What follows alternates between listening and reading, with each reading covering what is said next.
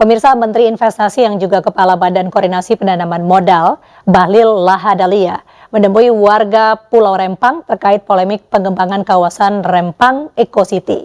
Sementara itu, Panglima TNI meminta maaf terkait pernyataannya piting warga di Rempang hingga membuat warga tersinggung.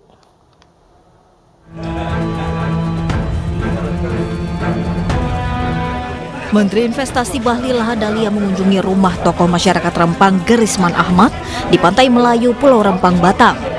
Kedatangan Bahlil guna membahas terkait polemik rencana investasi yang mendapat penolakan keras dari warga Pulau Rempang.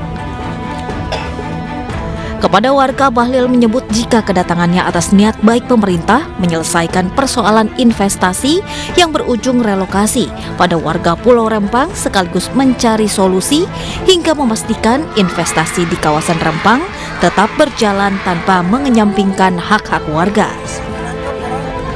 Pemerintah dalam hal ini BP Batam akan segera merealisasikan rumah yang nantinya akan menjadi hak milik warga yang terdampak. Selain itu, pemerintah juga akan memprioritaskan warga yang sudah ratusan tahun menghuni Pulau Rempang atau yang berada di 16 titik kampung tua. Dengan tokoh-tokoh Pak Gerisman tentang relokasi, dan insya Allah semuanya ada jalan yang baik, yang penting dikomunikasikan baik-baik, hak-hak keseluruhan rakyat kita harus jaga, jangan kita zalimi mereka, tapi juga harus kita lihat perkembangan terhadap investasi. Sementara itu, Panglima TNI Laksamana TNI Yudo Margono meminta maaf terkait pernyataannya agar prajurit piting warga di Rempang beberapa waktu lalu. Panglima meminta maaf apabila ucapan itu membuat warga Rempang salah paham. Saya mohon maaf, mungkin ada pernyataan kemarin yang dinilai mungkin sebagian banyak masyarakat yang menganggap kata-kata saya yang tidak etis dan sebagainya, saya mohon maaf. Kericuan yang terjadi antara warga Rempang dengan aparat beberapa waktu lalu menimbulkan reaksi dari berbagai pihak.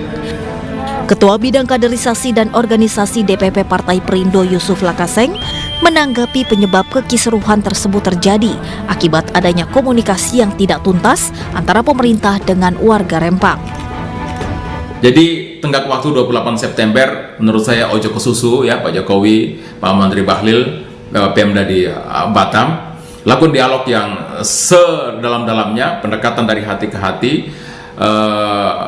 Pemerintah dan investor harus tahu bahwa masyarakat kampung Melayu tua itu adalah pemilik tanahnya. Jadi kalau datang dengan orang sebagai pemiliknya, maka datanglah dengan sopan. Kalau ingin sesuatu pada properti mereka, maka lakukan itu dengan tawaran yang menguntungkan.